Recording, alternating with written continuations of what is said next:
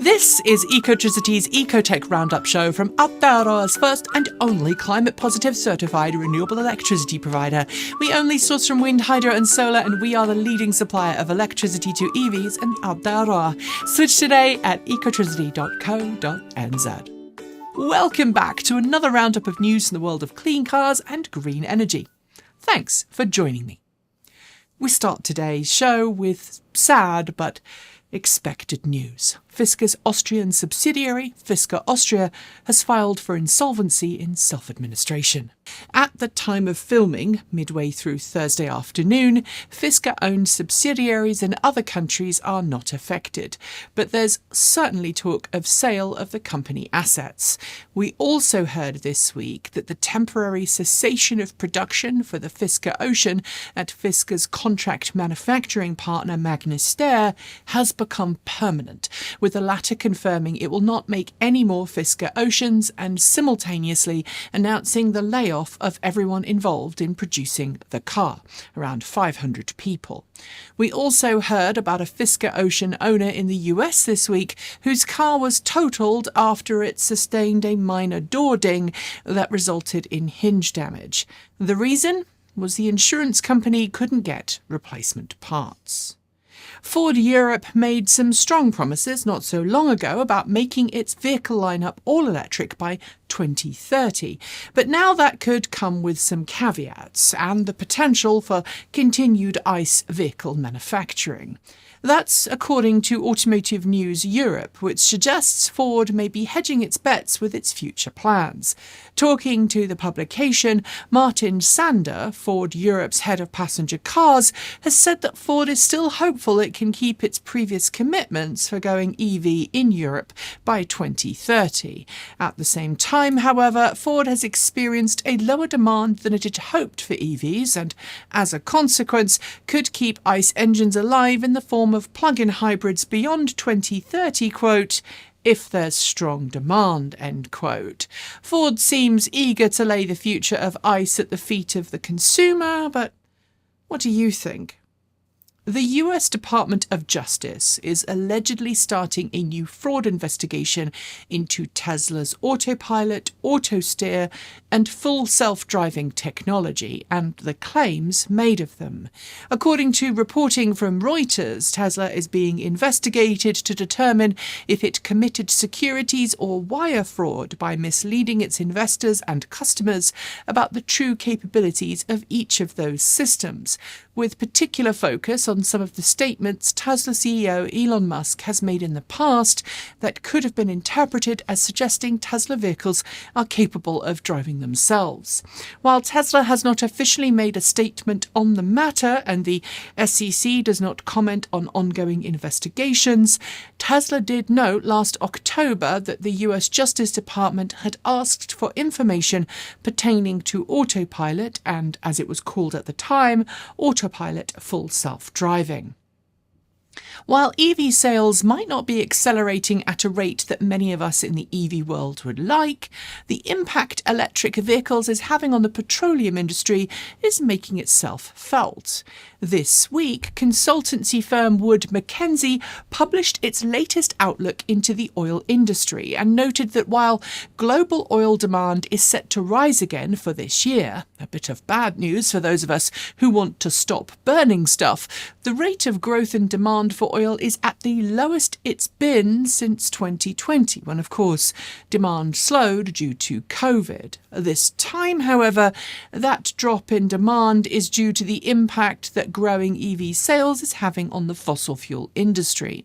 Since the US has already supposedly surpassed peak transportation fuel demand and China is nearing it, we should see a drop in oil demand very shortly. This gives some much-needed context behind the seeming explosion in anti-EV FUD. Tesla released a new video this week on X that showcases its latest Optimus prototype robot, moving battery cells from one place to another. The video shows the prototype carrying out various duties at a Tesla facility and also shows people training the robots using VR, supposedly with a view to developing its end-to-end neural nets. But given that Tesla CEO Elon Musk has promised that Tesla will be using Optimus robots at some of its facilities by the end of this year, there's been some significant pushback from some corners of the internet, questioning if Tesla will achieve its stated goals in the time frame promised. I am not a robotics expert, so I'm not going to weigh in on the training regime, but it's worth noting that even slow robots are cheaper than salaries, something Tesla is likely to lean into as it continues its layoffs. California EV startup Aptera has made a bit of a name for itself as eschewing norms in the automotive industry, and its two-seat solar EV is unlike anything out there. But it's also no secret that Aptera has been facing a bit of an uphill battle to raise the funds it needs to bring said vehicle to market at scale volume. And while it now has its first production intent body at its facilities in Carlsbad, California, it's still looking for innovative ways to raise funds. This week, it announced something we'd never seen from an automotive startup before, a so-called self-directed IRA. For those who don't know, IRA is short for Individual Retirement Account, and in the case of Aptera, it basically wants you to invest in a self-directed IRA that ties your investment to its future. There are some pretty strict rules about self-directed IRAs, and while Aptera does have a dedicated page explaining its process, I feel duty-bound to note that you should never, ever make any kind of financial investments without first consulting with a professional financial advisor, which I am clearly not. The latest trends report from US used car specialist Carvana shows that there's a noticeable change in the price of used EVs, bringing them closer than ever before to internal combustion engine vehicle prices. In its latest Q1 EV trends report, it shows two interesting things happened to used EV prices at the start of this year. First, there was a marked rise in used EV sales, up 138% year over year compared to Q1 last year, accounting for 4.3% of all used car sales through the company. At the same time, the average sale price of a used EV fell by 16% to $31,000, while the difference in price between the average price of used EVs versus used ICE vehicles fell by $6,000. The too long didn't read is that used EVs are becoming a far better value for money proposition. Talking of affordable, Eli Electric Vehicles announced on Tuesday this week that the order books are now open in the US for its Eli Zero EV. While the Eli Zero went on sale back in 2021 in some European markets, offering a 100-kilometre, 60-mile range and a top speed of 45 kilometres per hour, that's 25 miles per hour, it's taken a while for the company to carry out preparations for a US market launch. But that wait has brought along some good news. Specifically, there's now a larger 12 kilowatt-hour optional battery pack to give a range of up to 90 miles, 145 kilometres per charge, albeit at the same top speed, to ensure it classifies as a neighbourhood electric vehicle under US law. At just under $12,000 brand new, however, it's going to be a tough sell given its specs. Tesla continued more layoffs this week, with more staff told via email over last weekend that they were no longer going to be employed by the firm. At the same time, Tesla CEO Elon Musk appears to be isolating himself at the head of the company, with Tom Zhu, who had been working since last April as Senior Vice President of Automotive at Tesla, now returning to his formal position as Senior Vice President for Tesla China.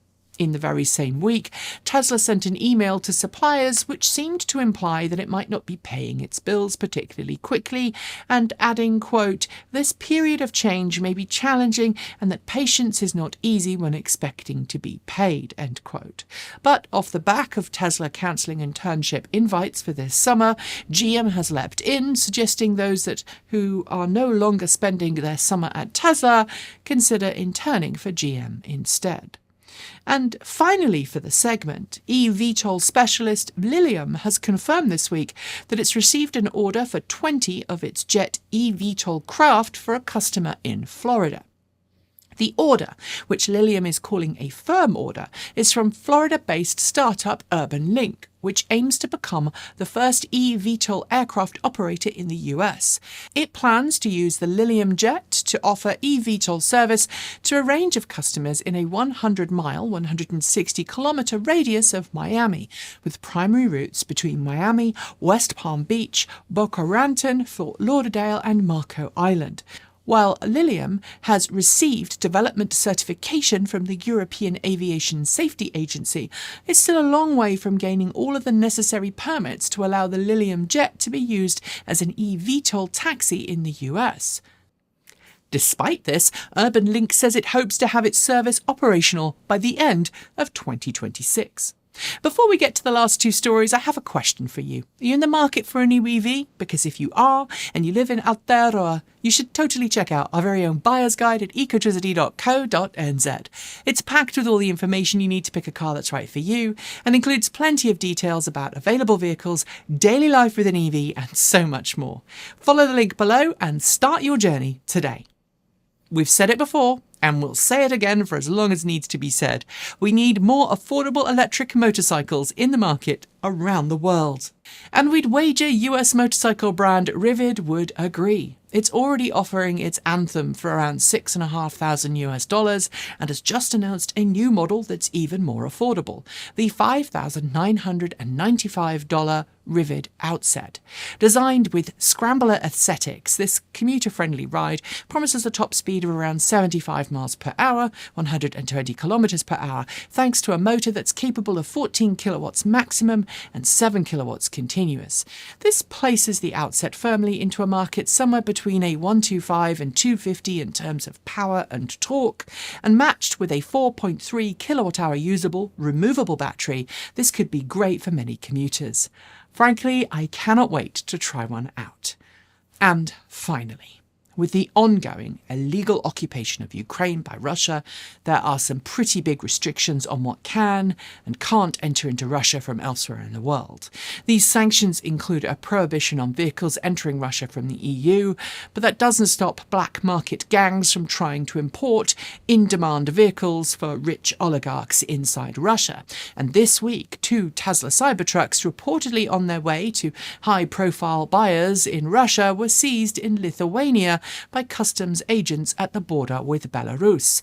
While Belarus isn't Russia, it's a country that's known to turn more than a blind eye to illegal imports to Russia, and its president is a vocal supporter of Vladimir Putin. I wonder if the original owners of said Cybertrucks are aware of where their Cybertrucks now are, and ultimately what happened to them. And on that note, we are done for the day. Before I go though, do make sure you've hit the notification bell so you don't miss out in the latest in EV news from this channel. And if you haven't switched yet, it's high time to switch to Aptera's first and only climate positive certified renewable electricity provider. It is super easy to make the switch, and in doing so, you'll help the nation wean itself off dirty energy and onto clean green power that will keep the land beautiful for generations to come. I'll be back next week as usual, but in the meantime, be sure to check out other great content on this channel, including from the lovely Gavin Kiwi Evie Shoebridge. He's been doing some ATV off-roading of late, and he had a whale of a time. I'm Nikki Gordon Bloomfield. Have an amazing rest of your week. Kakite! See you next time.